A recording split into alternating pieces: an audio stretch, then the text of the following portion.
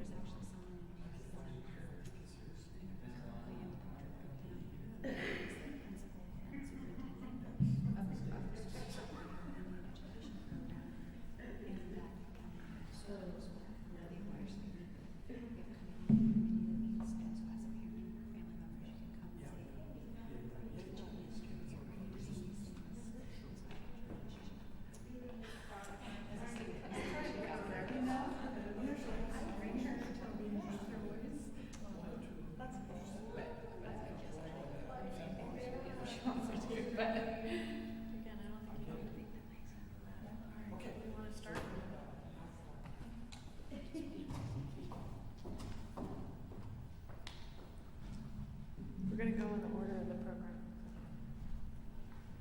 That's fine. Is that okay? Mm-hmm. No, we have to go in the order of the presentation. Yeah.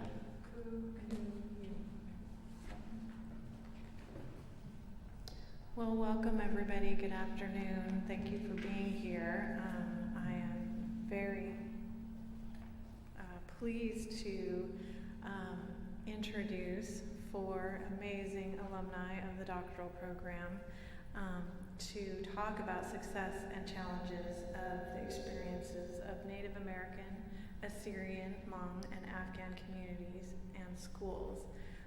Today we've got Dr. Kuher, who is a counselor at Merced Union High School, Dr. Jennifer Sarhadi, who is an academic advisor at CSU Monterey Bay, Dr. Kate Hay, who's an English language professor at Modesto Junior College, and Dr. Stephanie Ann Beaver-Guzman, who's a counselor at Columbia Community College.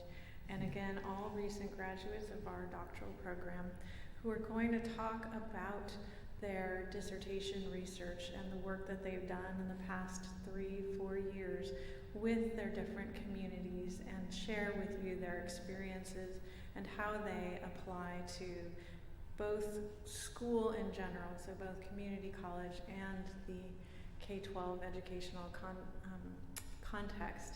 So we're going to start today with Ku, who is, and we're not going to go in order of the program because we have the order here with the presentation. So, and we hope that it can be interactive, so we encourage you to have questions. This is a relatively small group, so interact with us and be friendly, and we are friendly, and we look forward to engaging in this conversation with you. Thank you.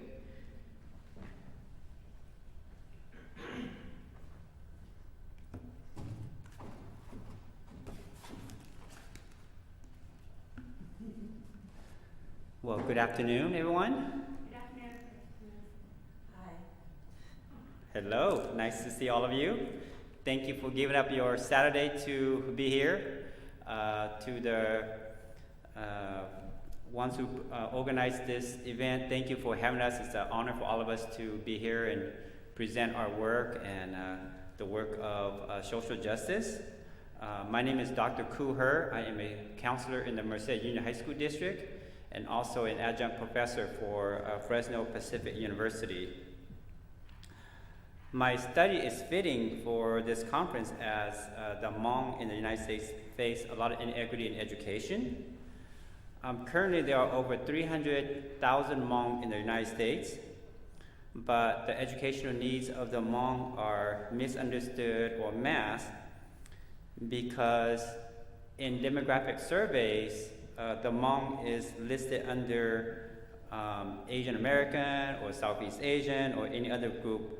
And so even in the state of California, and in this area where there is a large concentration of Hmong, we don't really know what the needs of the Hmong students are. Demographic information is not collected in the K-12 schools or in higher education. And so if there's no data collected, how do we know what the needs of the Hmong are?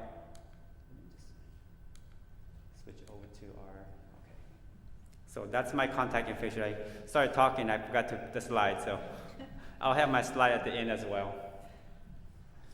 This is a picture of education system in Thailand. I was actually there for a year and attended school, and this is what it looks like. You can see it's very different than what it is here in the United States. That little front boy kind of looks like me when I was there. It's got better hair though. So, that's the reason why I started this dissertation, is to, shed light into what the needs of the Hmong students are. So just who are the Hmong? The Hmong came to the United States in the late 1970s after the Vietnam War.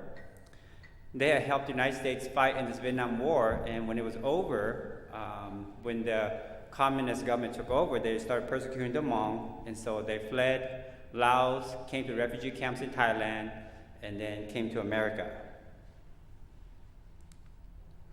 There's a lot more information, but I just wanted to kind of summarize very quickly because I want to get into my findings.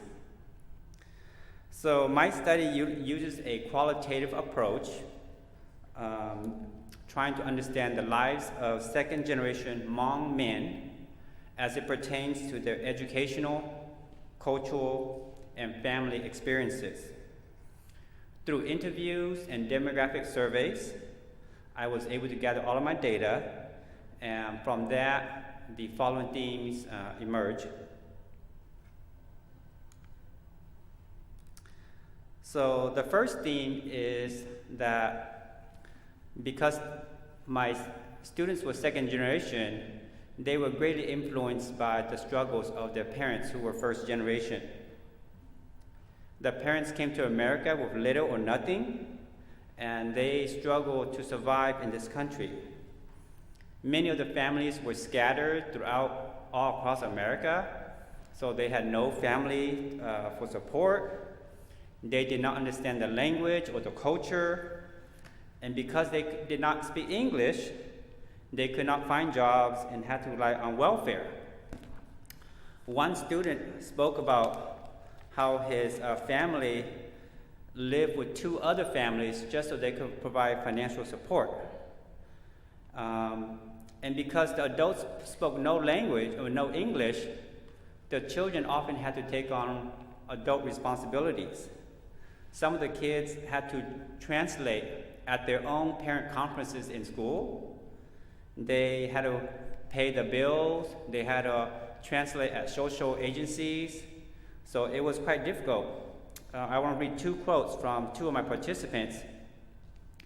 One says, "My mom could not speak English and didn't have a job, so she relied on public assistance. Seeing what she went through influenced me to attend college because I wanted to make her proud." Another one says, "My mom can't read. When going to the store, she will bring an empty cereal box to match it. If she saw an item in the newspaper, she would bring the newspaper to show the store staff and then point to that item." So you can just imagine how hard it is for these students witnessing these, having gone through the experience, and that's shaping their education.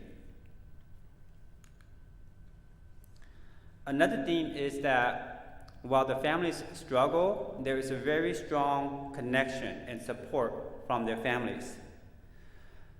The participants found their mothers to be very encouraging, nurturing, supportive, and the mothers became their primary influence on their education. The fathers' roles were more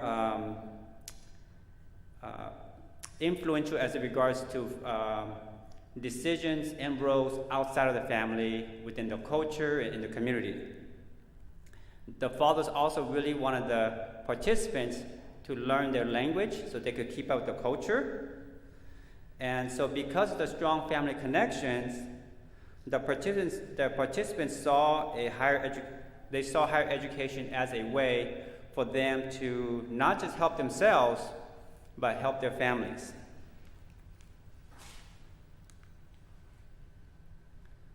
So the next theme is that the participants are really influenced by their ethnic background. The participants did struggle with their ethnic identity since growing up in high schools. They do not see Hmong people in the media or in newspapers. They don't see them in history books. They don't have courses to take about Hmong history or culture. Even in schools, other students don't understand who they are. And if they see them, they would just see them as other Asians. Because of this lack of information, a couple of my participants spoke about how they only spoke English in school. They were ashamed of their own language, and they would make friends with only non-Hmong students. So one student says, "When I was in high school, people would ask, 'What ethnicity are you?' We never heard of Hmong. Where is your country?' It's really difficult when they don't understand." So the last theme I have is just about the participants wanting to preserve the Hmong culture, at the same time balancing that need with their education, both high school and college. So all the participants identify themselves as Hmong Americans, and they really want to carry on their Hmong culture as taught by their parents. But because Hmong culture and rituals take up a lot of time, especially on weekends. Someone found themselves trying to balance that, and it was very difficult. One student was so heavily involved with his responsibilities in the culture that he actually failed his first year of college at a UC, went to a community college, and realized he had to do a better job of balancing his time. And he just graduated from a CSU last year, and so that was one of the lessons he learned. This participant that I was talking about says here in his quote here, as he was attending this funeral, he says, "There were 4 of us bamboo instrumental players at the funeral service, which was open for 24 hours for 2 days. When I got home, I was so tired. I had an exam the next day, but I needed my sleep. I ended up failing the exam.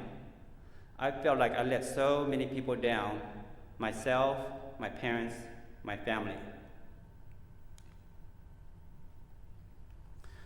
So those were some of the themes that emerged, and I want to talk about a couple of my findings. One of which is that my participants spoke about teachers and counselors, especially teachers who not only were good at teaching, but they took the time to care and to understand people's cultural backgrounds. So these teachers not just connected with their students, but they took their time to influence them, to understand them, to inspire them. One particular teacher that they spoke about celebrated and recognized students' cultural backgrounds in class, making the students feel like they belong there. And the participants said that this made him want to try harder in this teacher's class.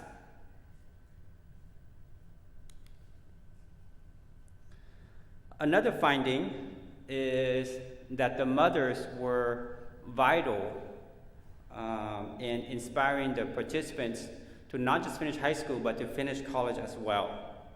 And this was probably an eye-opening finding for me, because in our culture, it's such a patriarchal, patrilineal culture, especially because most of my participants were the oldest son, and their influence was so great by their fathers about their roles within the family, the roles within the culture, the roles to carry on the family name.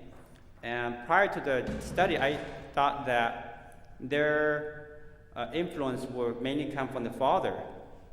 But my findings says that actually all of them point out that they were greatly influenced by their mother.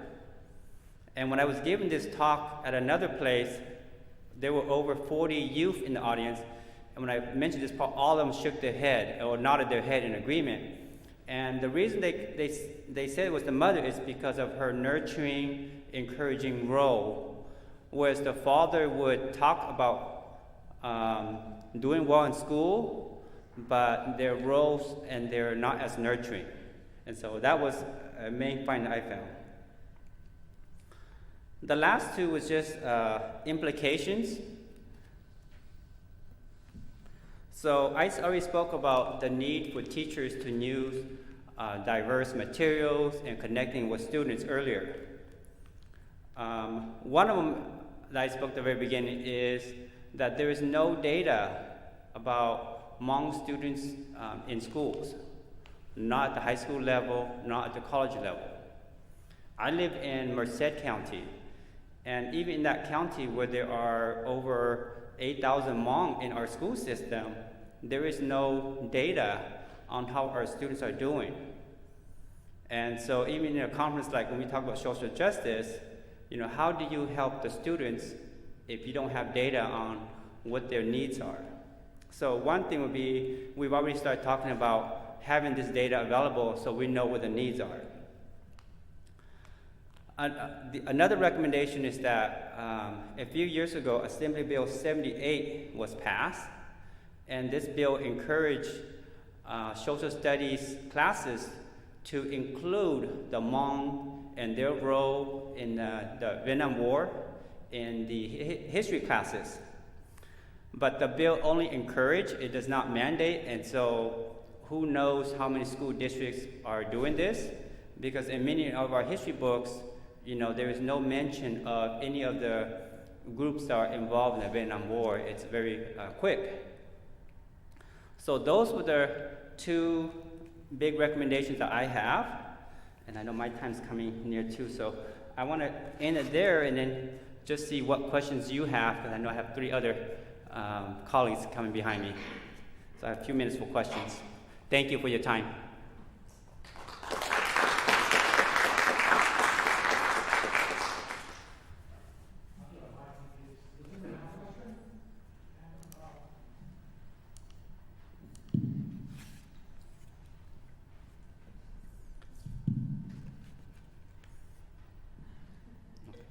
I'm wondering, one of the slides, you talked a little bit about how a Hmong student might feel received by their family or their culture if they've failed at something, no matter what kind of influences might have come into play to make it challenging to succeed. And I'm wondering how, have you had any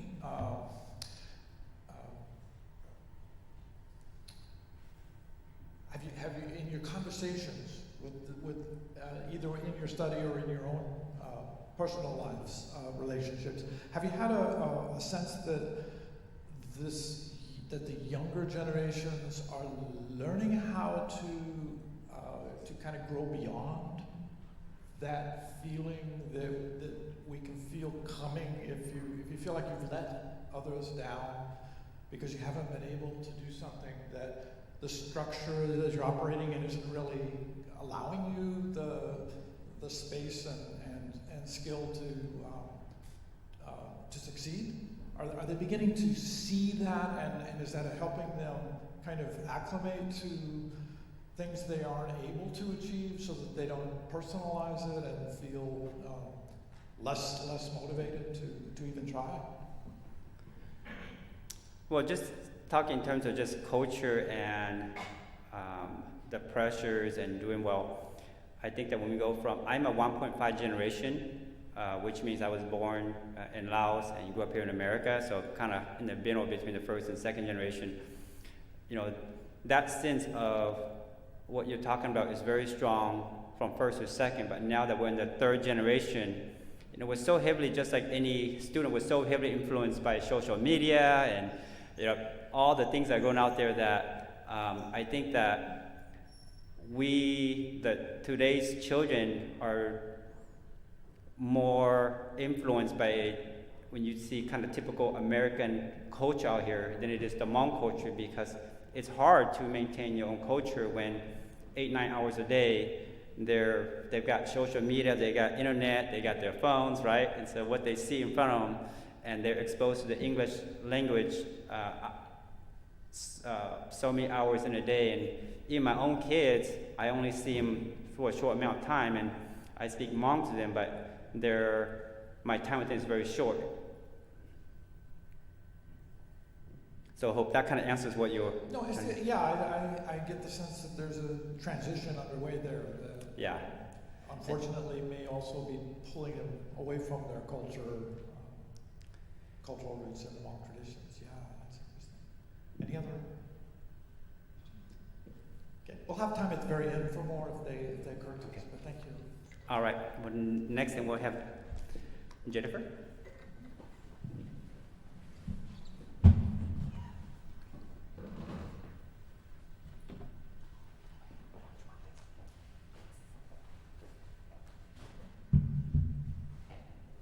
Hi everybody. I don't like podiums.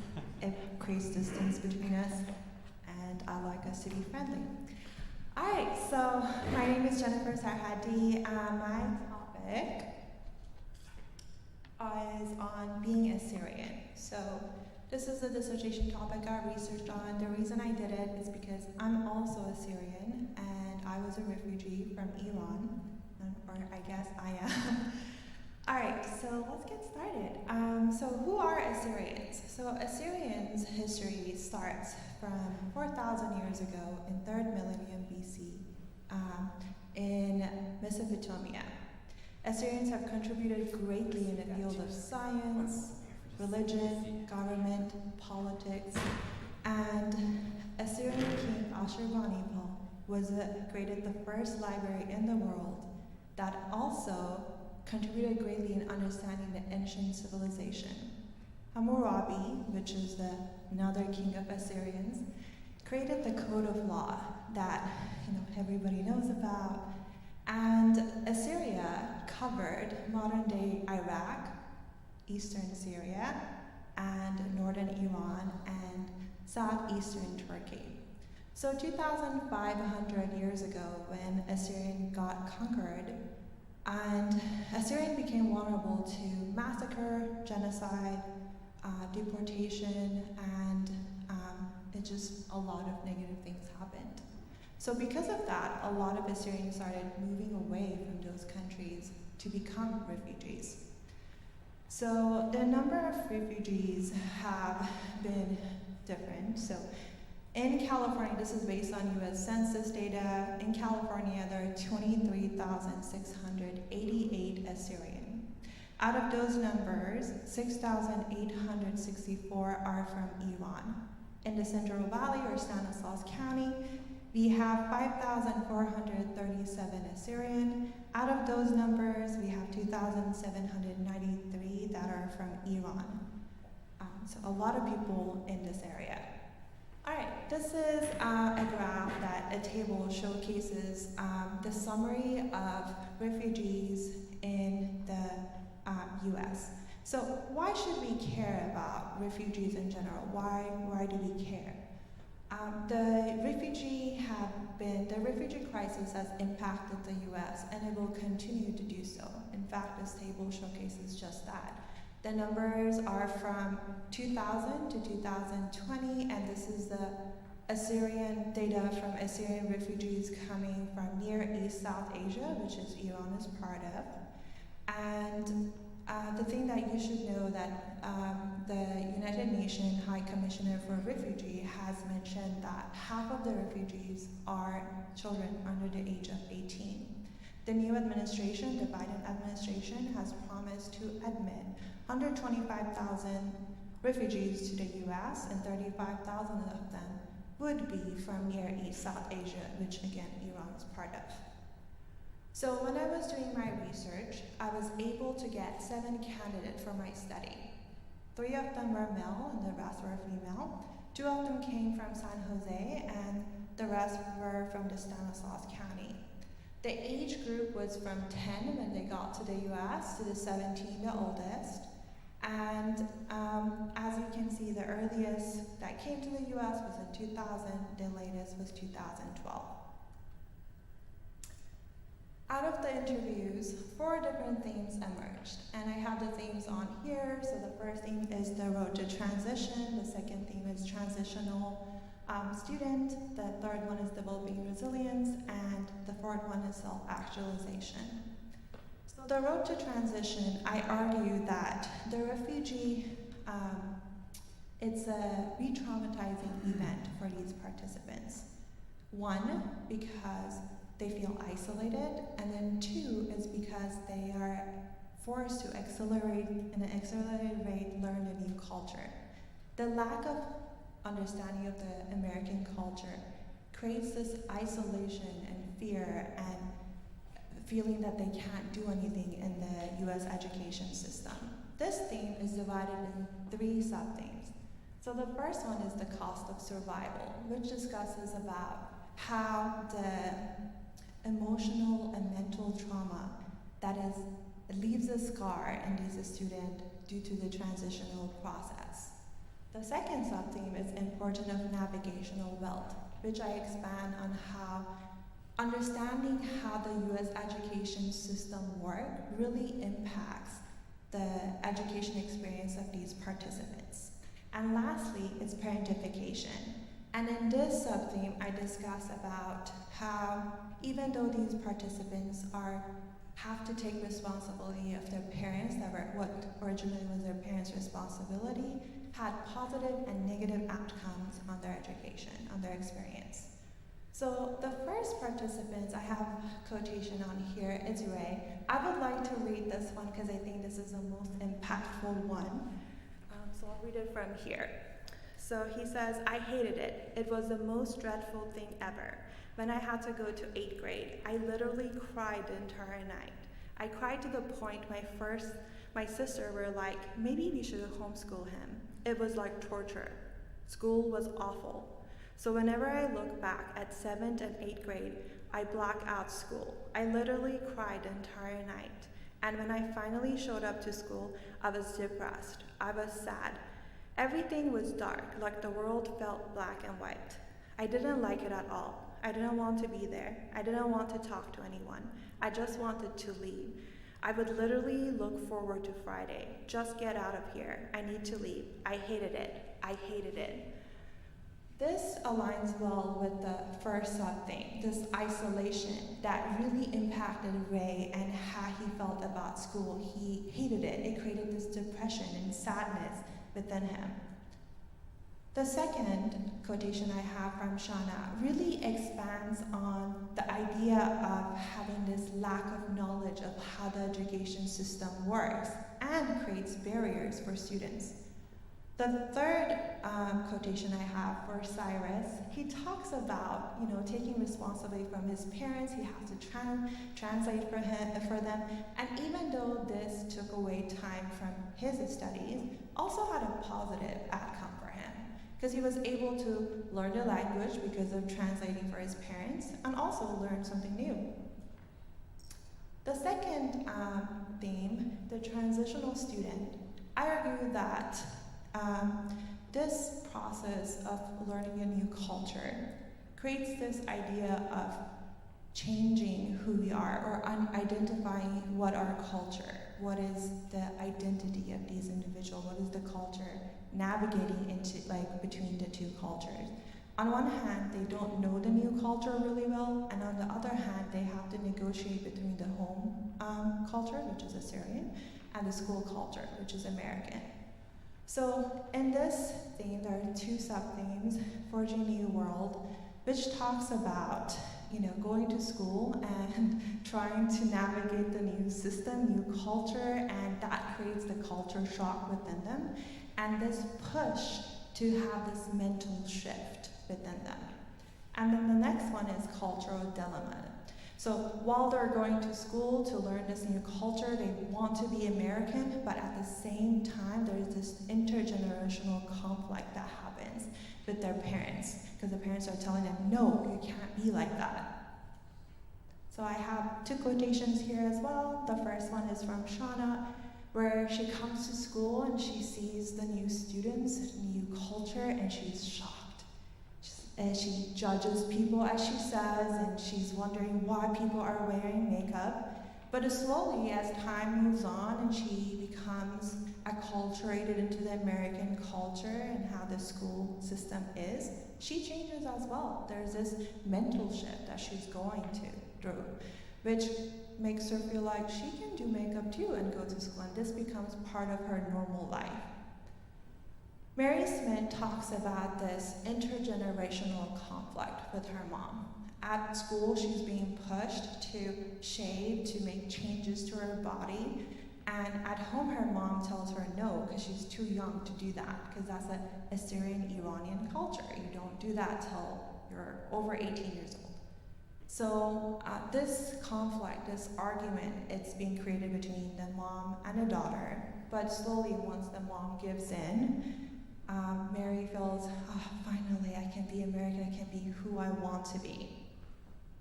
The third theme, developing resilience, it talks about how resilience is created due to the strong care webs that are being formed by these students, and also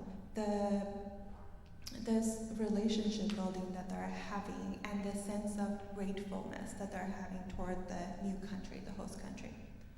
The Discovering New Communities, it's all about these Assyrian students forming these caravans, these communities within their school or environment that makes them feel finally included and not so much isolated anymore. And this helps them ease into the new culture more easily.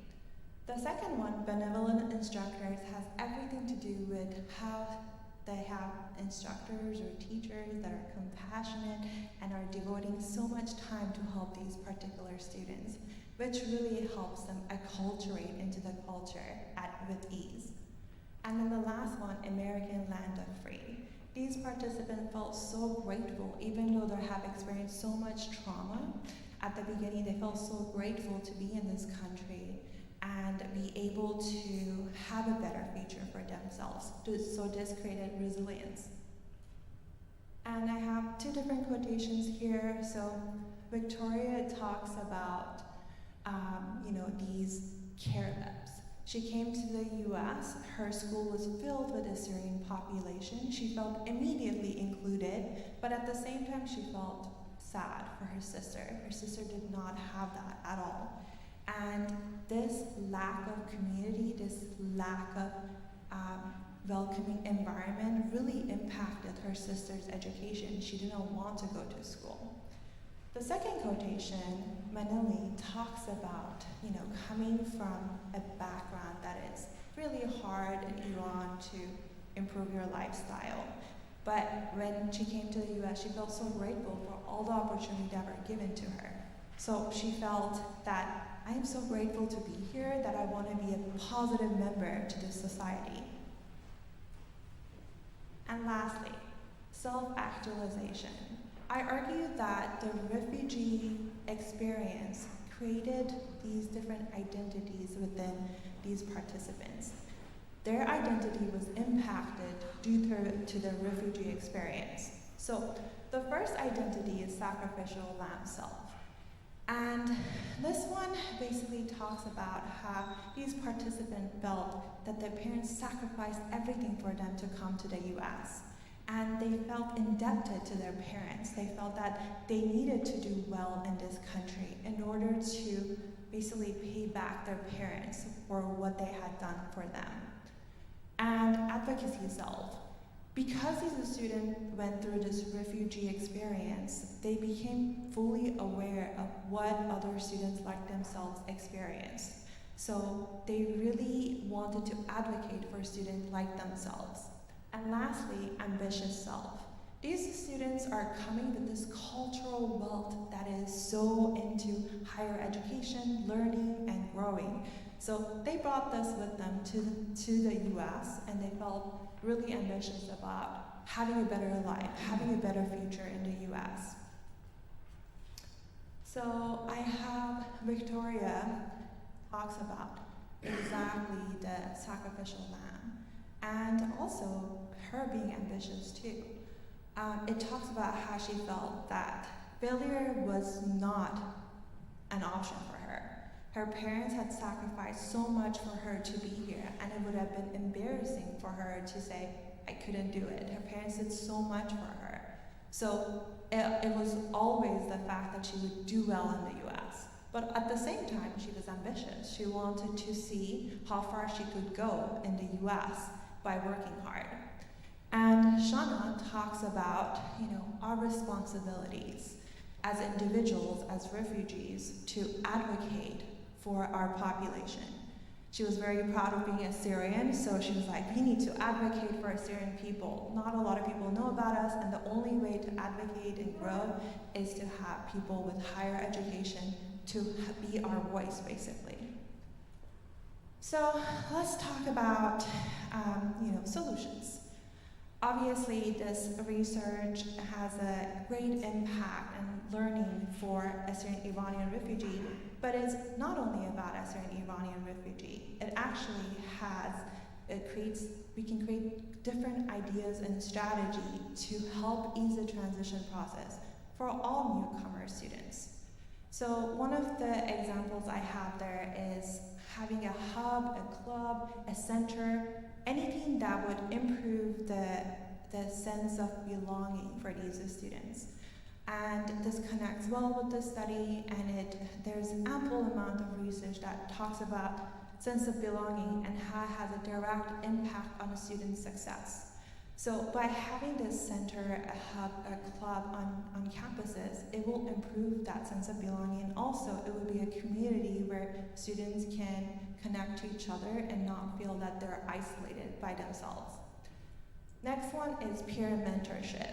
So again, there's a lot of research that is out there and talks about how peer mentorship has a positive impact on academic success of students, and especially it would be so positive for these particular students because they do not know how the education system works in the US. So having a mentor that they can rely on, that they can connect to when they come to the US would be very positive.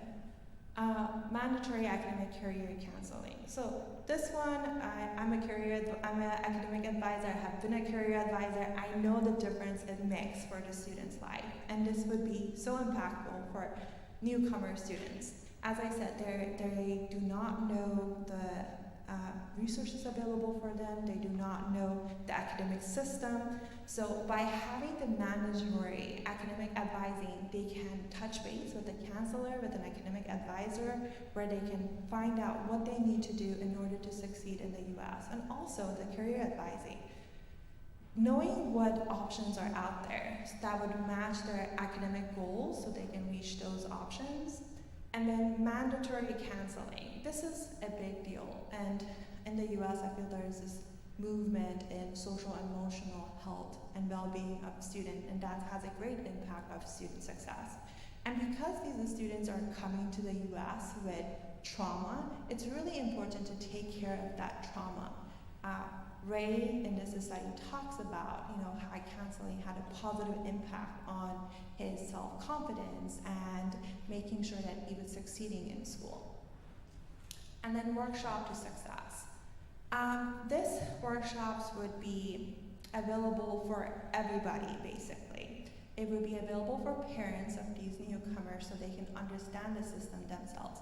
Research has shown that newcomer parents are unable to help their kids because they don't know how the system works. And a workshop for these newcomer students. So helping them understand, a welcoming workshop basically, teaching them about what resources are available on campus, how they can connect to each other. A workshop for the staff and faculty that actually work with these newcomer students, so they can understand where these students are coming from, what is the trauma that they have experienced in order to be able to help them better.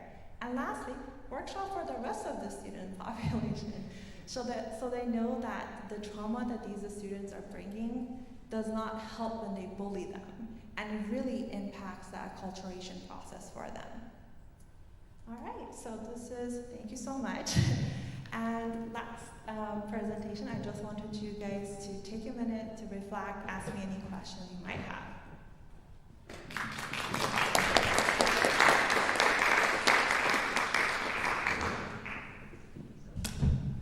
Question?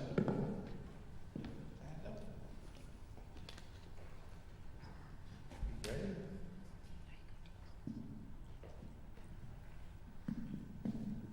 Anybody?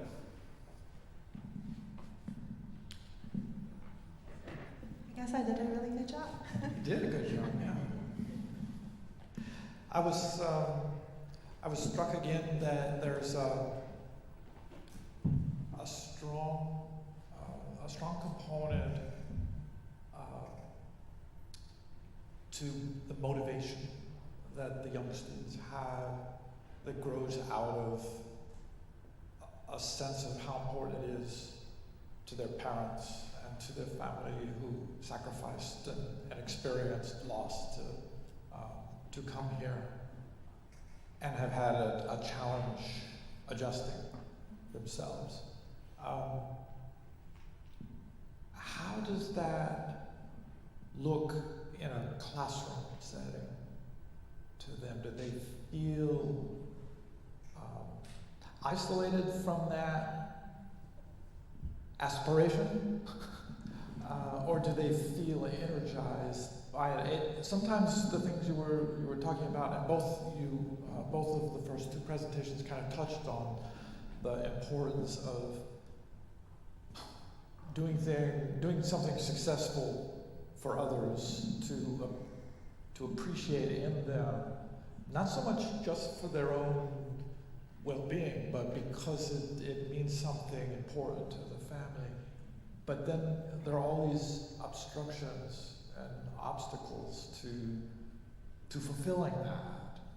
And I'm curious how that looks to the Assyrian students in the classroom.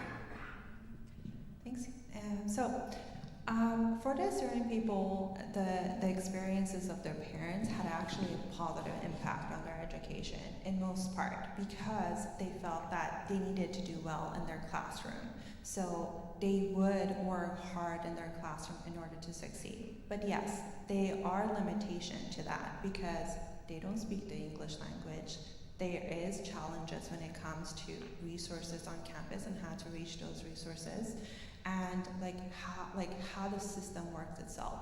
What I saw in my research was that these communities that they built within their school or outside the school really helped them achieve their goal. And that was because they had a friend that helped them. They were here for a long time, that they were like, this is how to transfer to university, this is a process, or they had a teacher that was Assyrian and could help them with tutoring, so they would help them with tutoring, with working with their classes and understanding the system better. So it had these cultural wealth that they brought with them was actually a positive thing because it kept them motivated. But that wouldn't have been enough if it wasn't for these communities, the communities that helped them succeed. Does that answer your question? Yes. I don't know if this ties in with what you're referring to, but do you notice a difference in the academic performance when a student is like a refugee, no matter where they come from, versus someone that was born in this country? Like, do you feel they value, or they just really take in all the information that you're giving? You know how sometimes they're so hungry to learn? Do you notice that difference in a classroom? So that's outside the scope of my study because I had to compare and contrast the people that are here versus the people in my population. But what I noticed from my population, studying my population, was that they were thirsty to be successful. And no matter what, even if it was challenging, they would work harder to get there. Because they wanted to make their family proud, that this process of being a refugee and going through the refugee process was so challenging that it would have felt like they wasted their time if they weren't successful in here. So I wouldn't know how to compare it with the people that are born here, but for the population itself, yes, they were super ready to succeed in the US, either in education-wise, to get higher education, and many of the participants that I studied had a bachelor degree, some of them have masters, or to succeed by having a really, really good job for themselves.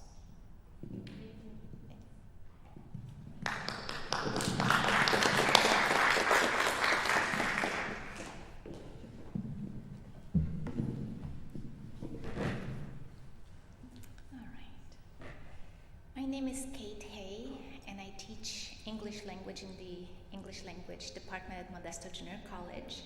The title of my study is Voices of Afghan Women, Motivations, Challenges, and Resources of Refugees Pursuing Community College Education.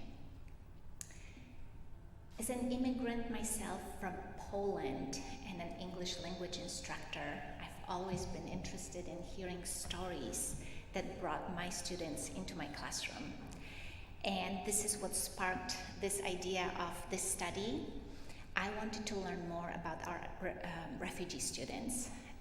When I joined Modesto Junior College, this was the very first time in 2013 when I started teaching refugee students. I quickly learned that they are a very unique group of students. And when I started this study, I wanted to do a little bit more research, and I noticed that not much research has been done on refugee students. Most of the research that I found was done in England or Australia, but not much has been done here. So without research, it's really hard to tell what the needs of the students are, what the challenges are. And within MGC, these students are really invisible on our campus. They're not listed on our data dashboard, so it's really hard to tell how many students are on our campus, refugee students. We did a little survey in our department, and we learned that 30 students in our English language department are Afghan refugees. That's a big number. So I wanted to do this study to see if we can help these students, to help the institution serve these students more equitably, and if we can support these students better. There were 3 research questions that guided my study. In the first question, I wanted to find the motivations. Why did those students choose Modesto Junior College? What brings them to our college? I wanted to also learn about the challenges that they experience on our campus. And with the third question, I wanted to learn about the resources that help these students persist in our college. To do this study, I chose Yoso's theoretical framework, Yoso's community cultural wealth theory. What I love about this theory is that it helps me focus on the positive. It helps me see what skills our students bring into our classrooms. When we think about students, it's so easy to fall into this deficit thinking and say, well, they can't write academically, they can't read, they can't pronounce things well.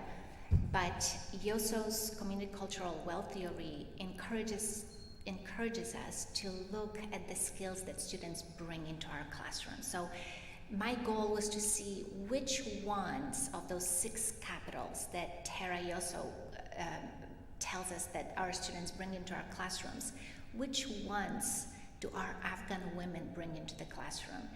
And you see here, Tara Yoso says that there are 6 different capitals that students can bring. It's aspirational, navigational, familial, linguistic, social, and resistant.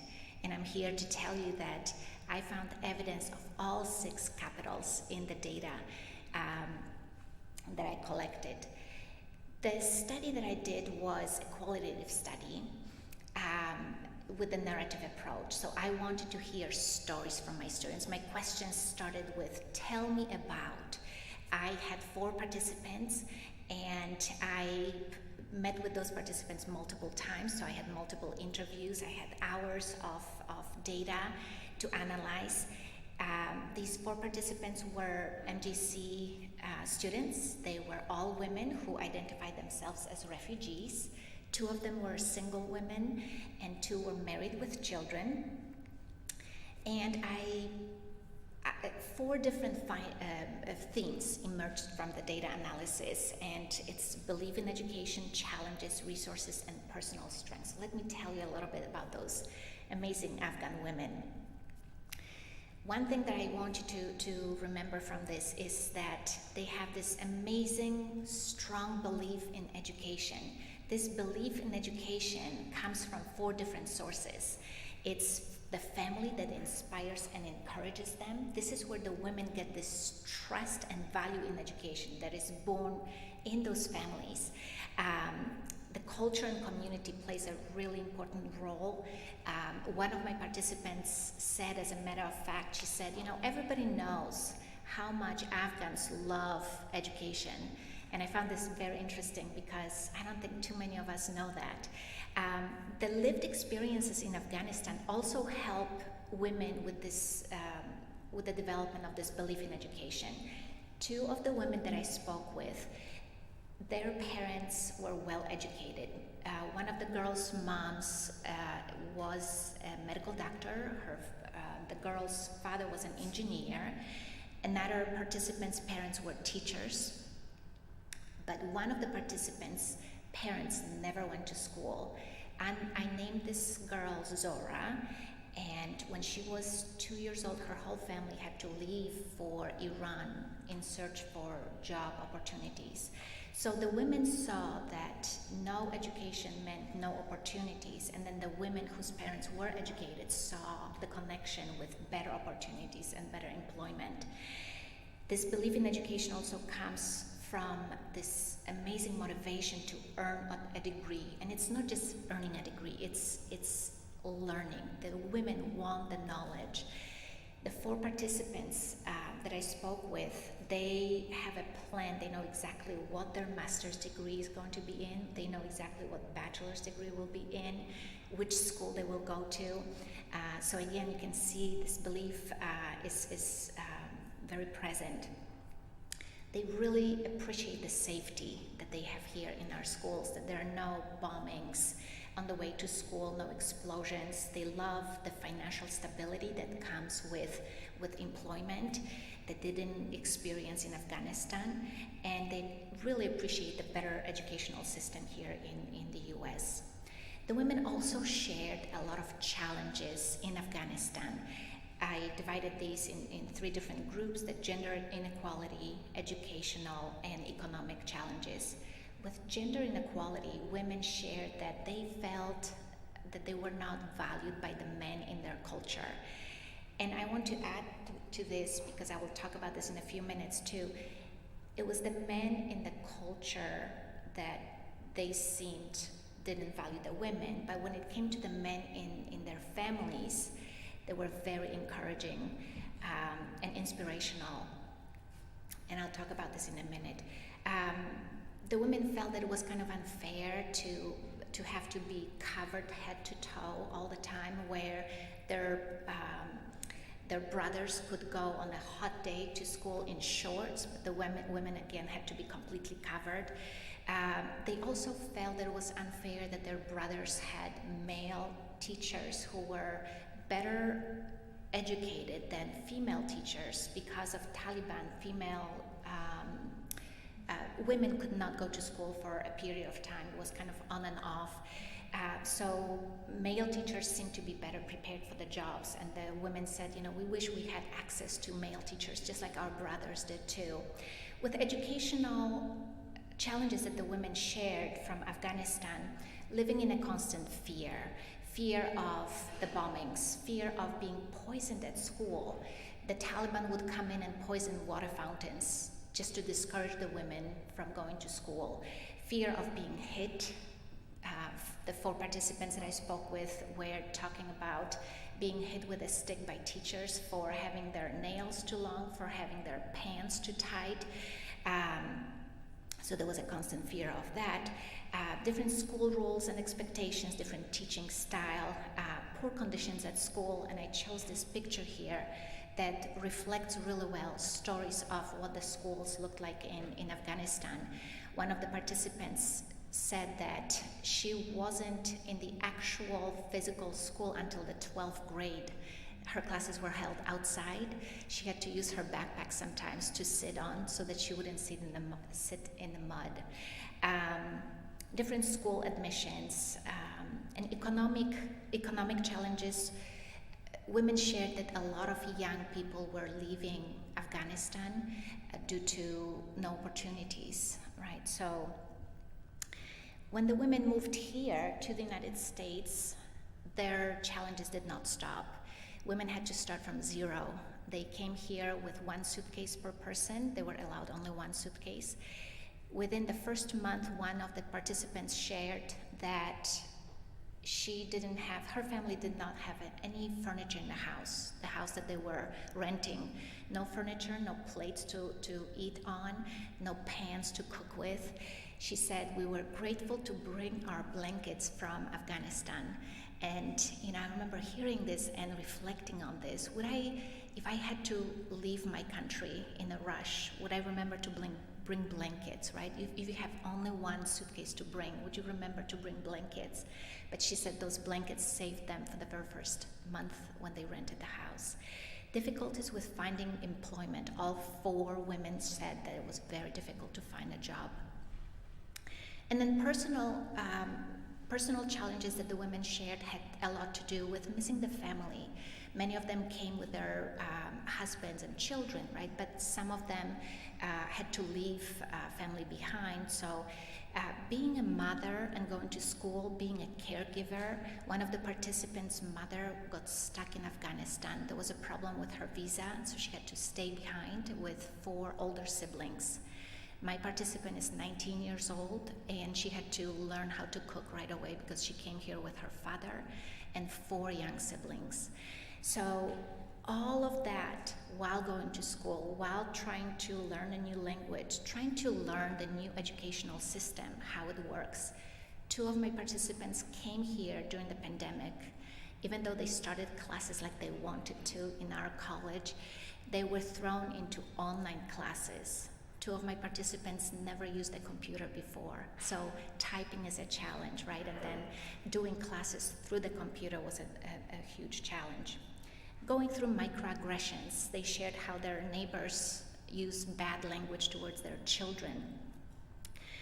Trying to fit in, one participant shared how getting on the bus and getting off the bus is a challenge. She remembered how she went on the bus with her siblings for the very first time.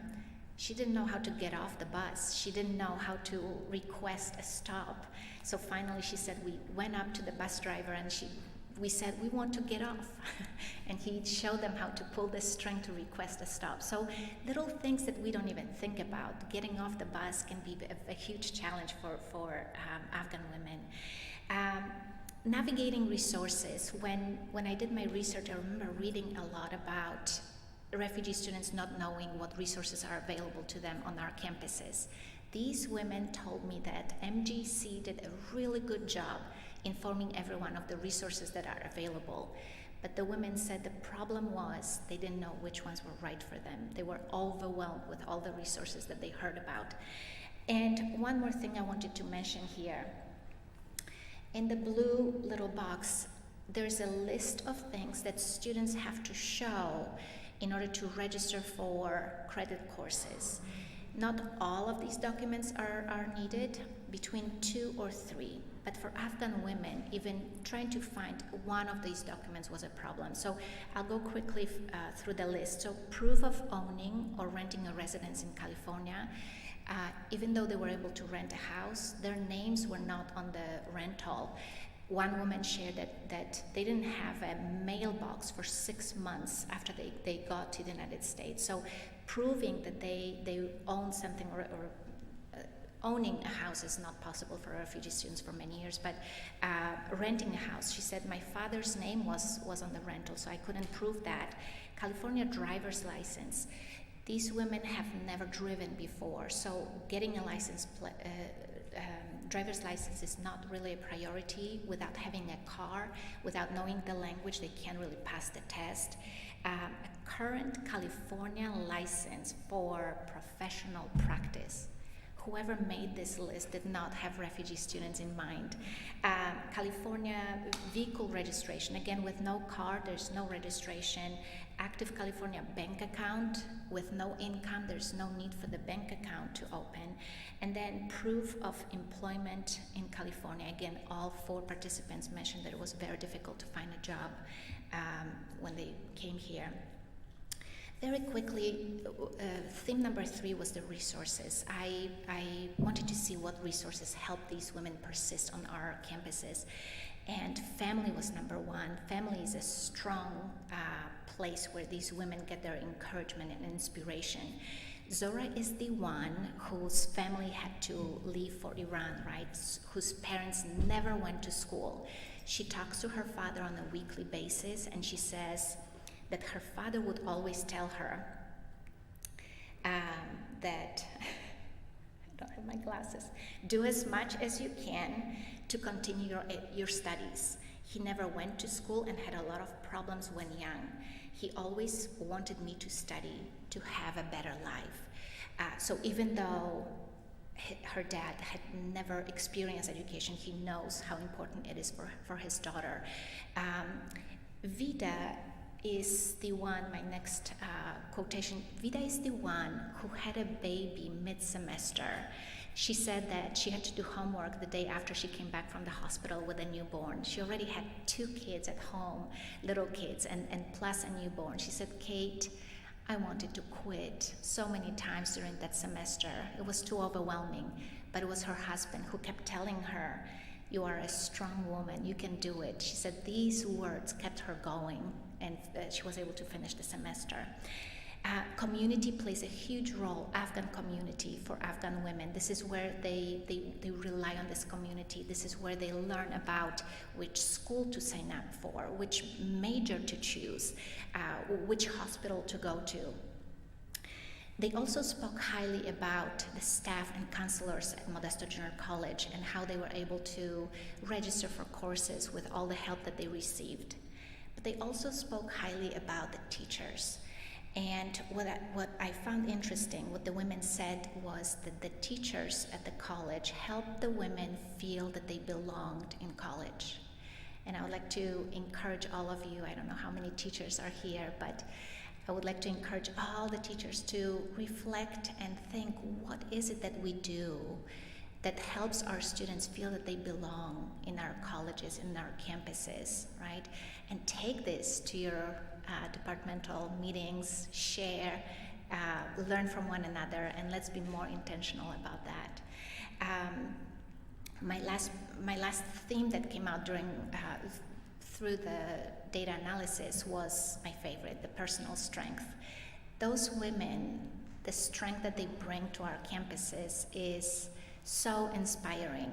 No matter what challenges they are going through, no matter what challenges they went through in their country, they are able to stay positive and highly motivated.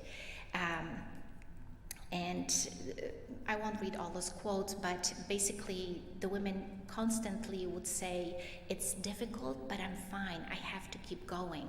I remember asking Zora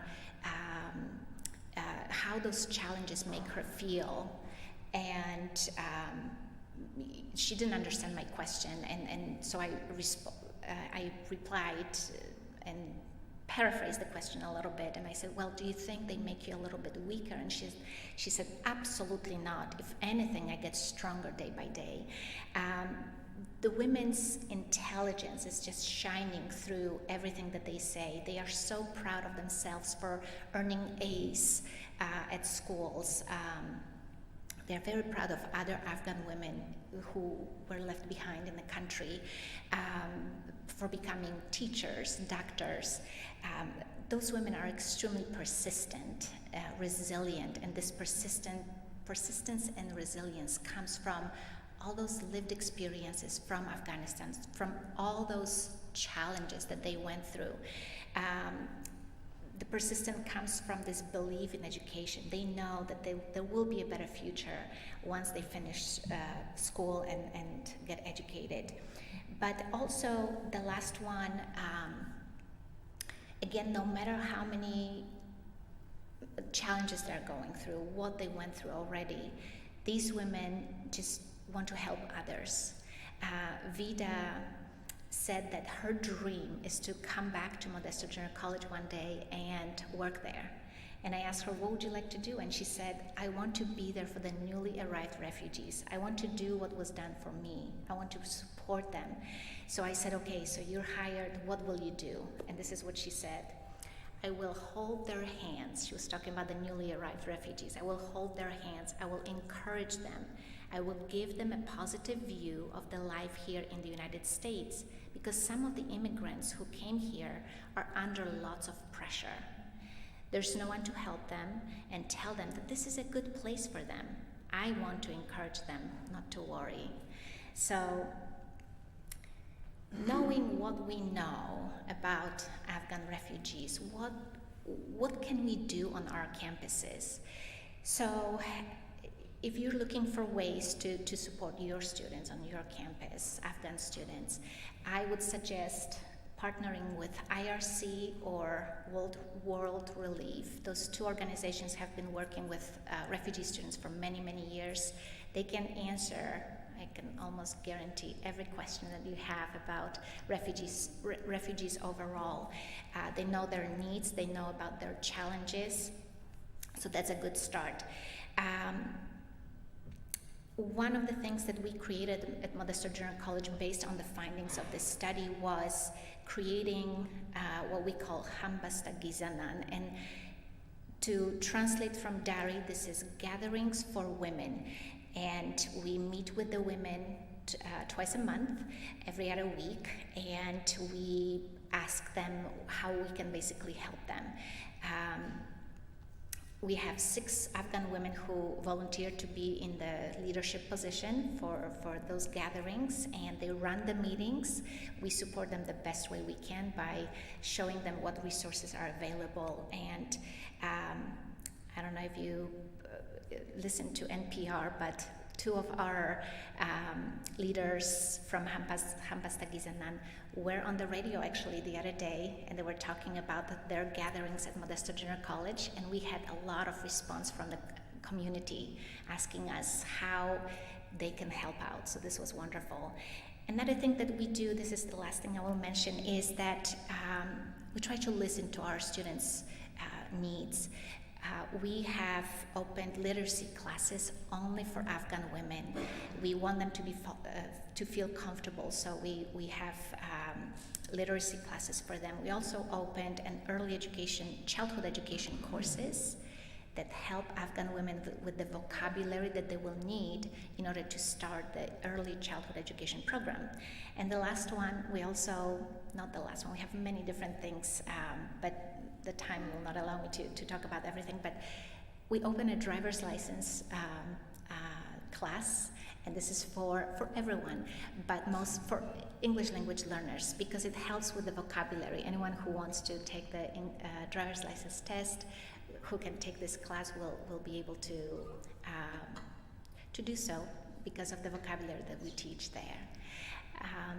Well, thank you so much for your attention. Are there any questions?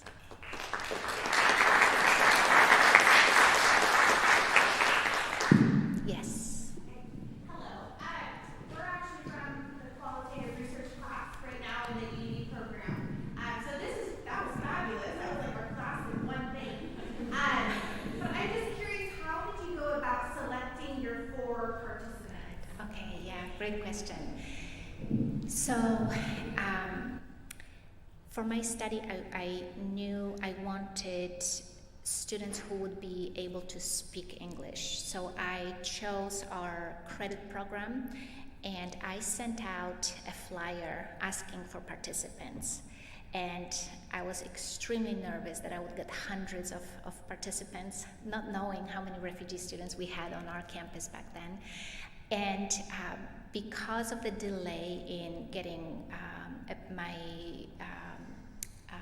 permit for doing the study, I couldn't do it until almost mid-summer, where most of our students are not in school. So 4 participants responded, and they just met all my requirements, and that was just perfect. My goal was between 4 to 7, and 4 responded, and that's how I found those women. Yeah. Thank you for the question. There's another one. Yeah. Based on your findings, were you able to remove some of those barriers for students that couldn't register because they didn't have the requirements needed to even enter the community college? Yeah, great question. So, unfortunately not, because it's not up to MGC. It comes from upper, yes, so we cannot, we are fighting about it. We are very vocal about that. What happens is that students don't need all of those requirements for non-credit courses. So, and we offer non-credit courses. So the students who come to non-credit courses and stay there for about a year, they don't need that, all of that. And many of those requirements they can get after being here for about a year. So it becomes a little bit easier. But unfortunately, all those barriers are still there. So not fair. Yeah, thank you for your question. Who teaches the EL driver's license course at MJC? I'm sorry? Who teaches the English learner driver's license? So,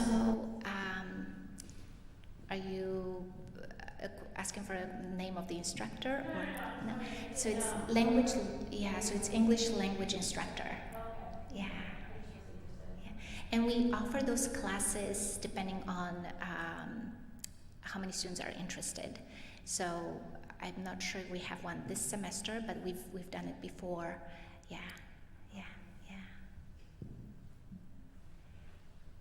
Any more questions? Any other questions? All right. Okay, thank you. Thank you very much.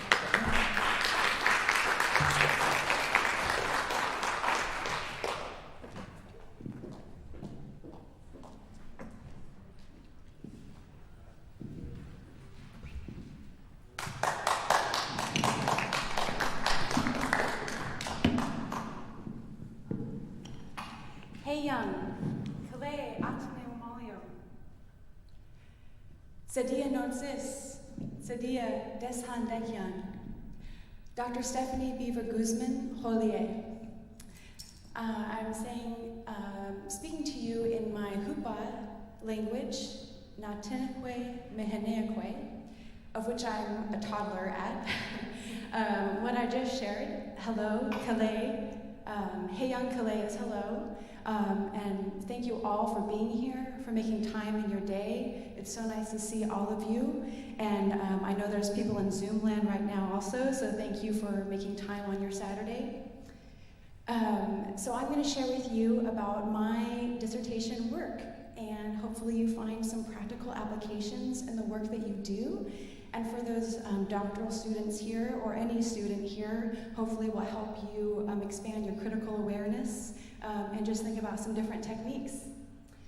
I also would like to give credit to my dissertation chair, Dr. Virginia Montero Hernandez, because without her help, I could not do this.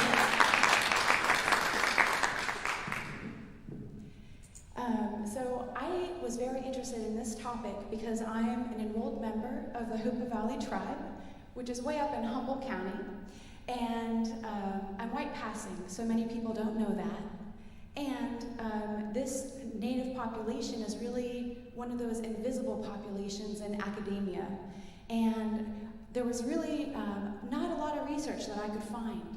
There was research about women in academia and minority women in academia, but nothing about indigenous or native women. A little bit about their experiences in doctoral programs and graduate work, but nothing specifically about the 1.5 million faculty who operate in higher ed, part-time or full-time. Not one article talked about their experiences. And so really I had some personal interest in wondering what are my Wamalio, my relatives, my fellow female faculty who are native, what were their experiences? Not just in academia, but also just navigating in these different contexts, right? From our tribal community, our personal lives, and in the education settings that we operate in. So before we dive into this, I wanted to share that Native people are absolutely here, but we are also so diverse. There are millions of indigenous people worldwide, and over 500 different federally recognized tribes within the United States. But we also have relatives whose borders have moved across them, right? Our relatives and the First Nations people to the north of us, and indigenous people to the south of us.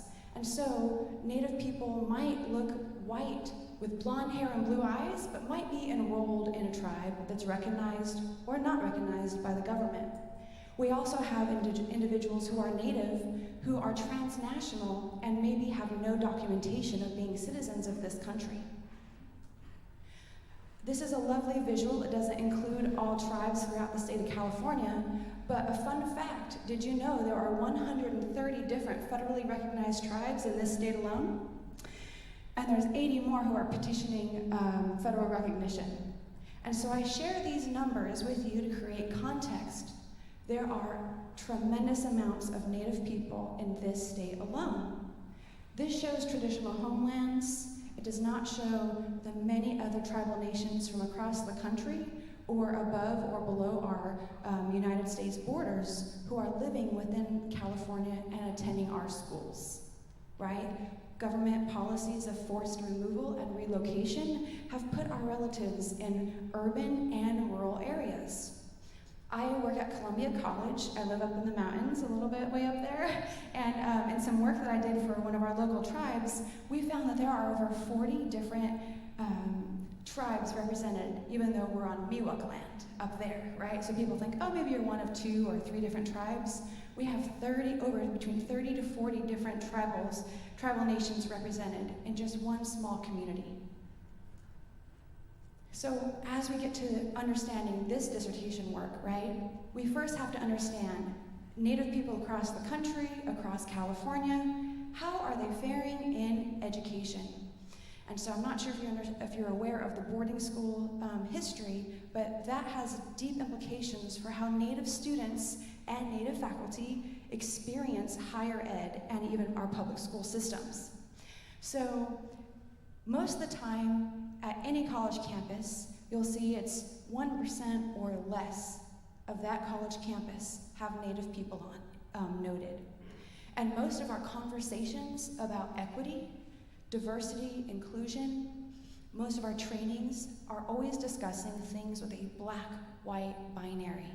We talk about implicit bias and understanding racism, but never are we including conversations about colonization, imperialism, or the structure of settler colonialism and how that impacts our systems. And so Native students, Native people, are often left out of every single conversation that has to do with equity. For every one Native student who has a bachelor's degree, 7 white individuals do. And that comes from a Native scholar with the last name of Brayboy. And when you look across that higher ed pipeline, 0.6% of Native people are in higher graduate programs. And again, out of that 1.5 million faculty members who are part-time or full-time in higher ed, 17% are minority faculty, and less than 0.50% are Native, right? So Native faculty members, we are here, but our numbers are really small. And this consistent invisibility epidemic that's happening, it's so common that Native scholars gave it a name. It's the asterisk phenomenon, right? Some beautiful data set that talks about DEI-related concepts, or let's understand people of color's experience in this system, and then a little asterisk is included. Not enough statistical significance, right? This population is not statistically significant to be included. And what does a Native student hear? What do I hear as a Native person? I'm not statistically important. I'm not important. I'm not represented. I am not enough to be included in this population. And so those messages come in many ways over and over and over again. And so that's why I wanted to do my work, and those kind of themes show up throughout what I found. But again, really wanting to know, how do Native women actually negotiate the professional and the personal throughout these different contexts? For the sake of time, I'm going to kind of fly through some things that we'd really have fun in, so if you want to learn more, come talk to me. But really, it's not just about their experiences, right? What are their unique challenges that we know nothing about, because there's no data about this?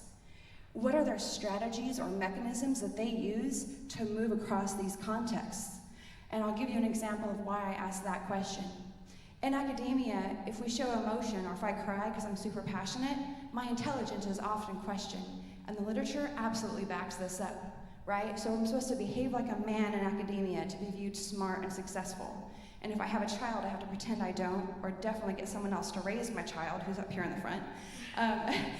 Because there's this baby penalty or child tax or mommy tax in higher ed. And so you have to kind of act like a man if you're a woman in academia, but what about our traditional ceremonies that celebrate being a woman? And so I'm supposed to be a woman in my culture, but a man where I work.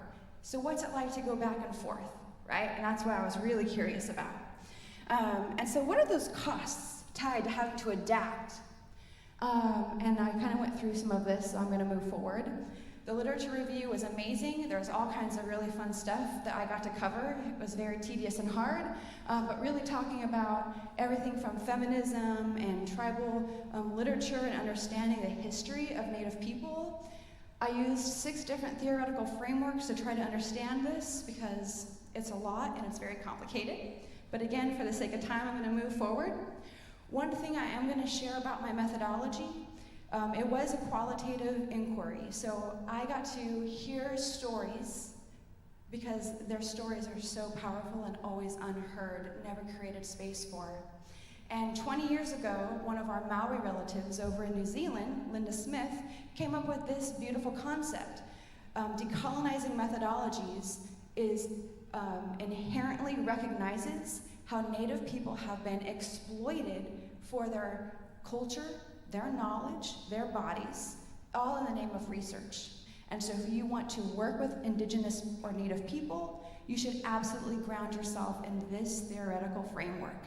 And so you'll see there's many things that are noted here where it recognizes white supremacy, racism, imperialism, and really how you do your research to be a good relative, right? I couldn't just sit and try to go harass people and be like, okay, I gotta get this done. No, I had to be present and have a reciprocal relationship with my community and not just exploit them so I could use their stories as my own personal data. I sent out 6 emails and I got 32 responses. Native women from Canada, across the United States, all over the place wanted to participate, and that was just with 6 emails. But I had to really be realistic, which was hard, and so I interviewed 10 people, and these participants were across the state, UCs, CSUs, and California Community College faculty. Native women who have doctorate degrees are those who I interviewed for this study. I assigned them names in the Central Sierra Miwok language, and they ranged everywhere from the early 20s up into the mid-60s in age. And again, for the sake of time, we have to kind of move forward, but I had 3 main themes that I'm going to dive into and explain the sub-themes. But really, I think that seeing the quotes are some of the most powerful things in addition to me sharing a little bit about them. And so this first theme is wording that I had to really look up and figure it out. This is where my chair really helped me, because my participants, they were sharing experiences that were not from an individualistic perspective, and a collectivist perspective didn't quite cut it. And so it was like, I had to figure out a word or a phrase that could describe what I was seeing. And what it is about this indigenous collective, this connection across Native people that span time, that span people, that span non-human relatives, and it has to do with even how these participants experience their job, their experience, their world, what they feel empowered to do, and how to spend their time is rooted in this connection with each other. I'm not sure if you've heard the phrase, all of my relations, right? But that is a phrase that we use, and that is something that came up in this. So I'm going to share a quote that will help describe that concept of indigenous syncretism. And a few of these might have some swear words, so if you're sensitive, I apologize. It's challenging, but I'm doing it. I don't think we do this for us, right? We want tenure. But we're not doing this just for our own personal gain or our own professional development. We're doing it for the kids and the community and way into the future. This participant said, I remember feeling really frustrated in undergrad because all my friends were like, I don't know what to do with my life. And I'm like, what a great luxury, right?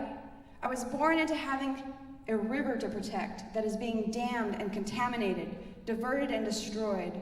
I never got to sit around and be like, what do I want to do with my life? There's always been this sense of urgency that has guided my work, like ecological transformation and climate change. and like destruction of our environment is very urgent. That came from Wali, which in Miwok means earth. And so that is about, this shares both. This shows how that sense of shared responsibility, right? Even just choosing her profession, her major, it's more than just her own personal tenure and trying to get a house. Another person talks about how shared emotions, and this is where historical trauma shows up with this example. Onakuchi, which means family, shared. A lot of the trauma that the women in my family have experienced, I think it manifests in ways I don't necessarily know, but she talked about the boarding schools, or my mom being physically abused, or all my aunties and uncles being called dumb Indians, right? I think that probably manifests in ways. Even though I'm in the academy, and I've gone through the academy, I'm averse in some ways to these institutions, and this one in particular. I feel like it probably manifests in ways where I might not necessarily have a lot of confidence in my intelligence. Yeah, like questioning ourselves. I think we call it imposter syndrome, right? It's generations of people who've been traumatized in this institution or by the institution, been told that they're not intelligent. That can manifest in those ways. Like me right now, having those moments where I really doubt myself and my ability, thinking to myself, who the fuck is going to care about this? I recently sent a paper to someone else saying, please tell me if this is stupid. Yeah, I've seen people who are really self-destructing and self-sabotaging. This particular person worked at a UC. Again, glossing over for the sake of our time, our second theme, academia is this space of two things: incredible oppression, where extreme, painful experiences happen on a daily basis, but also a place where you can use it to your benefit for healing, growth, and as a tool for your community. This one comes from Kiwa, which means earring. And so this is an example about oppression, experiencing some oppression, and compliance within the institution. And I'm going to kind of gloss over some of the pieces just so you can get the gist of this quote. But she said, the topics I actually research and teach about are really hard. That all has to go somewhere. So some of us have anxiety, some of us just get really sick. I repress everything and have an assortment of scars on my body from skin stuff that has come up again since I started grad school. Maybe some of it's our water and air quality. And I actually don't know anyone who gets through this completely unscathed. I break out in stress-induced psoriasis. Sometimes I stop sleeping. I eat, I drink, I do any number of unhealthy things. And my friends and I, we make light of this because we're all Native women in academia. And we're like, oh yeah, I'm a mess. I'm a hot mess. And sometimes I'm like, how did I get through this day? Not because it's especially difficult, but because everything has a cost, and sometimes they just register on your body. She also said, I'd love to chill and read Shakespeare and be like, isn't that nice? But it's different. Teaching labor, it's a different teaching labor than some. When we do the work teaching Native studies, it feels confrontational with students because you, as a Native person, cannot be objective, or they came looking for a fight. She said that you get really good at saying, get the F out. But the work we do, I'm not here to arm wrestle over whether or not genocide has actually happened. Sometimes she said that she reads papers that people have written, and that she says, I don't need to read 30 papers about all the worst things that people thought about Indians. You know what I mean? But she learned how to deal with that with experience. Another participant talked about a way that they resisted this, right? This academy and the oppression. And so that was using the education and taking the resources from the college and redirecting that flow to the community. So historically, anthropologists and any researchers would come to our tribal communities, like the reservation I grew up on, and exploit and take, and go write their books and go live their successful lives. but then what happened to the Native people? And so almost every single participant said, I want to take what I can from that institution and change the flow of directions and resources. And so this particular participant talked about how she is creating a language school for the tribal community and using everything she could. She didn't want to be a professor, but it happened to come up, the opportunity. And so she utilized that to be able to help her community. The third theme was about how these women negotiated being Indigenous women in all of these spaces by creating two different identities. One was being transgressive, really unapologetic in every single space that they came into. This particular participant, her name, Watuka means acorn. She was saying, I'm going to be the decolonizing person every time I come in, and I am not going to quiet myself, and if I come in, you see me, you know what I'm gonna say, right? I'm gonna say what we're really doing here right now is upholding white fragility. I am not silencing myself, and I'm gonna be like this in every space I go into. And she said, I'm still going to keep coming into these spaces and saying the same thing over and over again. Because if you're not willing to do the work on the back end, which is read a book, I don't have time. I don't have time to explain decolonizing methodologies for you. We're ready to do something, and that's where I'm at in terms of navigating academia. You're still trying to have a conversation about what equity is. Go read about it, figure it out, and come back, because we are ready to do work. And then she said, I always feel like there's an attempt to minimize her and quiet her, but if you follow all of those rules, the only people who should ever be speaking are white men, actually. The last sub-theme I'll share is that creation of a silent identity, right? And we normally think about if someone's silent, they're passive. They're submissive.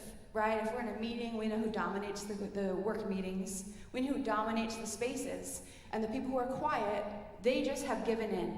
But the participants showed this unique thing where it's intentional. It's contemplative. They evaluate, decide, and then choose to be silent, whether it's for survival, whether it's because they experience symbolic violence in the workplace, or because there really is an epidemic of gendered violence toward Indigenous women worldwide and in this country. And so Native women, even at a work table, in a room, have chosen to be silent for their very survival.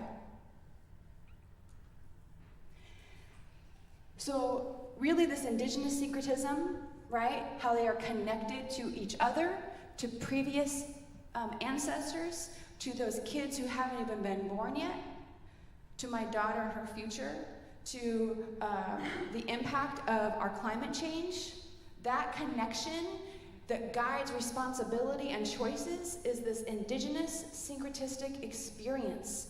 And for Native people, it guides so many aspects of their way of knowing and doing. And then, of course, that there are these two very specific type of identities that are developed because of this really dual experience of academia, being transgressive and bold on one hand, and then completely strategic and silent for survival in another. There were several implications for practice, but again, I'm going to move on from that and ask you, what awareness level do you have for the Native and Indigenous students in your classrooms, your workplaces, or your educational institutions? I ask you, how urgent is your own continued personal learning for a professional development so that you can address the gaps in your own educational background? How urgent is it for you? And how are you considering to learn about settler colonialism? Because that's not something we really learn unless we seek out very specific classes. Because that structure perpetuates very specific ideas about Native peoples. I appreciate you for your time and for your presence. In Hupa, we say, Sadia Atin Yatnadech. Thank you for coming. I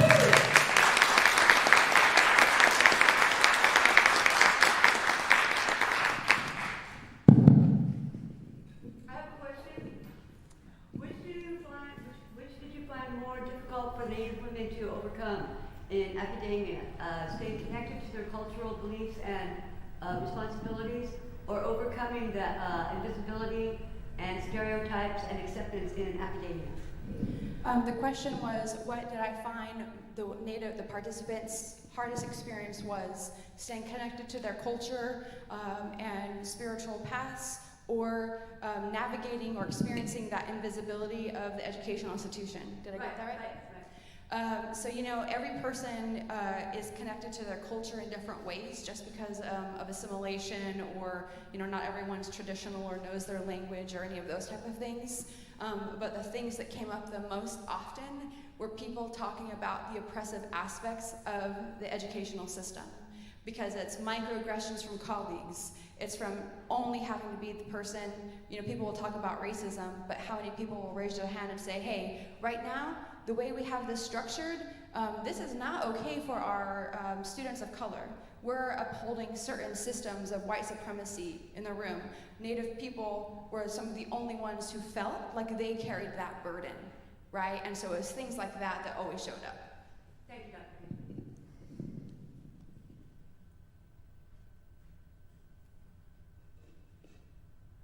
And we'll have time at the very end to also have more questions for the four of us, if you have anything else. Questions? Comments?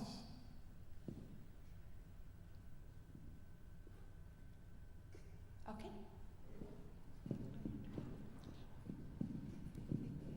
Stephanie, why don't you share a little bit about the emotional labor that it takes to navigate between the two identities that you described? And I think that is relevant because it's similar to what Jennifer and Kate talk about, right? Like how these refugees also develop different identities and the emotional labor that it takes to have to enter and exit in these different identities and the different cultural contexts in which we are jumping every day of the time, right?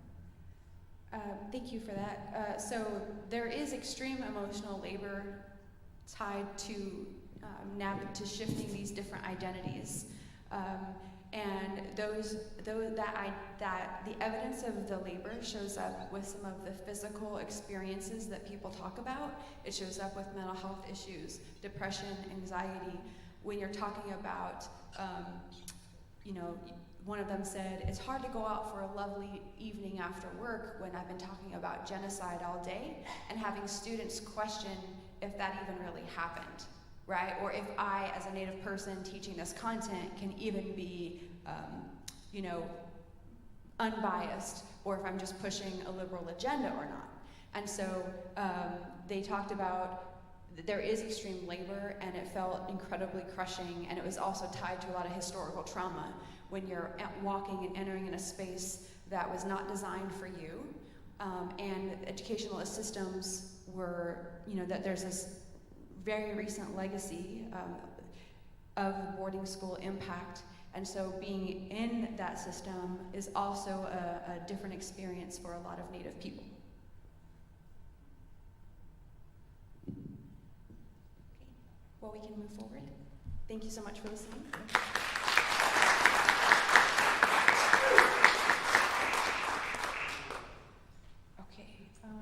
Is this the one that you were talking about? Okay, so we each had some final thoughts that we wanted to share with each of you. Would you like me to pass this through? Yeah.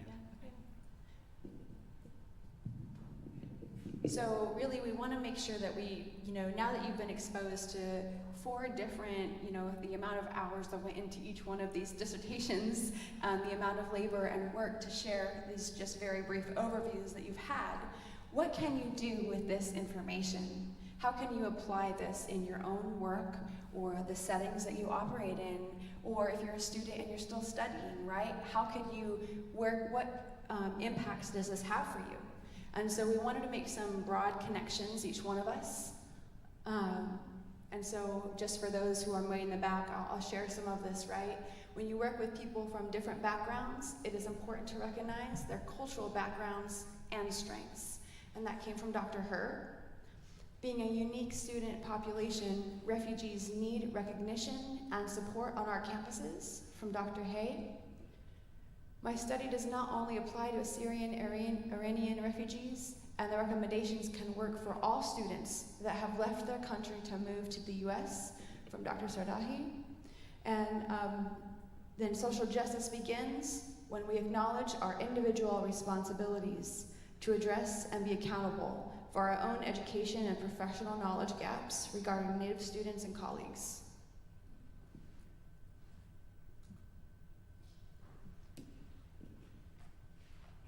Thank you so much.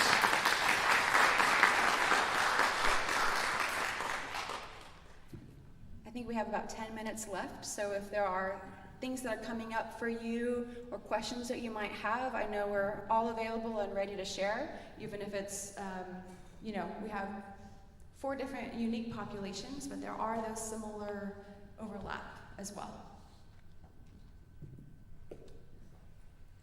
Any questions or comments that you want to share? Hi, that was loud.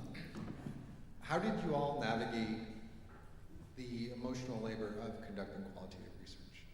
I think I was quite surprised when I experienced that. It's not as safe as the quantitative side. So how did you handle that burden? Do you want to just go through each side? That was difficult in that I'm a 1.5 generation, and so I experienced so much aspects of what my participants were going through, and it does, with these long interviews, when you get to know your participants, it does take a toll. I do work stress or anything.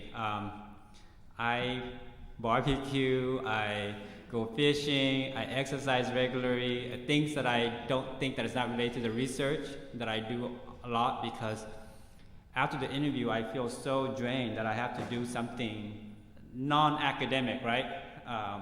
So for me, it's the physical side is really just exercising 2-3 times a week. I run, I play basketball, I do a lot of other things, because during that interview it's so intense. You get so into the stories and everything that when you're done, you want to move away from that, and later on you come back and listen to the interview, but for that brief amount of time, you have to do something different. I think for me it was just because this was a group that I was studying, I kind of related so much to. I had a lot of their experiences, shared experiences, and for me it was more of a validation that what I experienced, it wasn't just me. Something that I discussed with my dissertation chair, Dr. Montero is here. She was super supportive throughout this whole experience. So if you're researching, find a really good dissertation chair, because they will support you throughout. So I think for me, not only was validation, and it wasn't so, for me the interview part was the fun part, because I heard all these amazing stories. I'm a historian, so I love listening to stories. And the sacrificial lamb, that was something that I thought it was only me. And I have an older brother, younger sister. We never discussed anything like that. And after the interviews, I would reach out to them did you feel that way too? And they would say, yeah. And that was the validation for it too, to feel that this is not the only experience that I went through. Other people have experienced the same thing.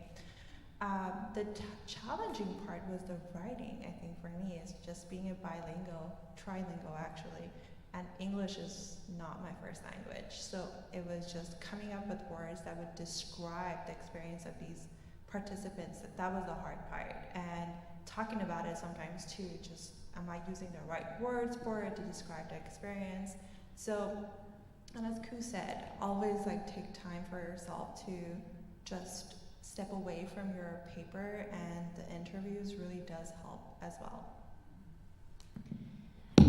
So the qualitative study for me was draining, time-consuming, but I wouldn't have it any other way. It was beautiful. It was a great experience because it let me it let me understand my students so much better. When I did my coding and when I analyzed the data, I was so afraid that I would miss something. So I would re-listen to my interviews.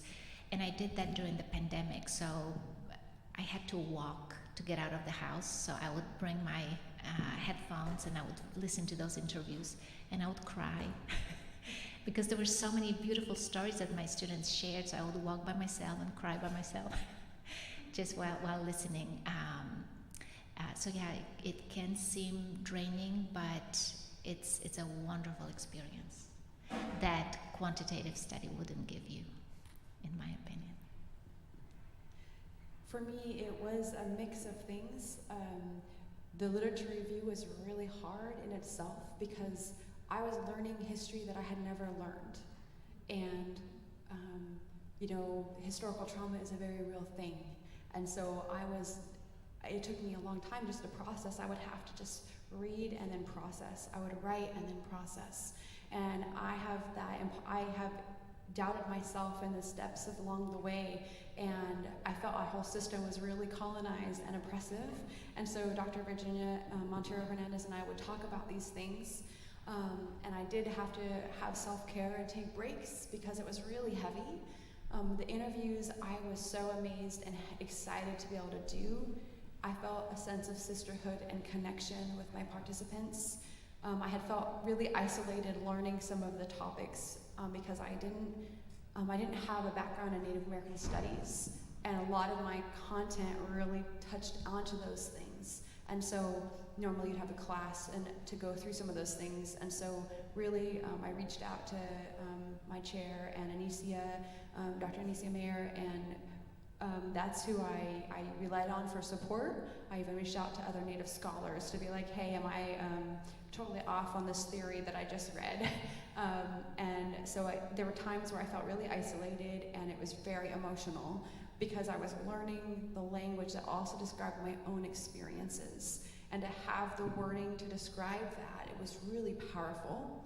And so there were times when I wanted to give up, but I felt this also big responsibility to share these stories so that they could have light on them in public spaces. And so it was worth it to me that why was really important, so that when it did get hard, I knew it was bigger than just me and my own dissertation. I knew that I would be sharing those things in a public way. And so it helped guide things when things were really, really hard. And that's where I think the tricky part is, if you choose something that's really personal and passionate, it will guide you through when it's hard, but it does have that other cost. Any more comments? I want to thank you. You've done a great job opening our eyes to what your lives were focused on in such an intense way. All of these recordings will be available on the college social justice website, so you just need to click on the link, the streaming link. For now, you can actually review any of our talks just by clicking on the streaming link, and I hope that you get a chance to. We've heard some really great talks. This was a nice way to kind of bring us back to the reality of the individuals who struggle and experience the challenges, the oppressions, the opportunity that they still have to work hard to gain entry to. One of the big themes of the last 2 days has been that we can talk about how important it is to embrace diversity and openness, but if the equity to opportunity is not structurally present, we haven't done much yet. So there's a lot of work to do. What you're doing is really important, and I know it's very difficult to engage in that kind of work. Anytime you teach these themes, whether you get resistance from students who aren't really convinced that these are problems or not, it's almost harder when everybody gets it. You're sitting there trying to figure out, how to be true to the challenges and still come out the other end strong enough to keep working at this, because it's very heavyweight. Thank you very much, and thank you all for coming.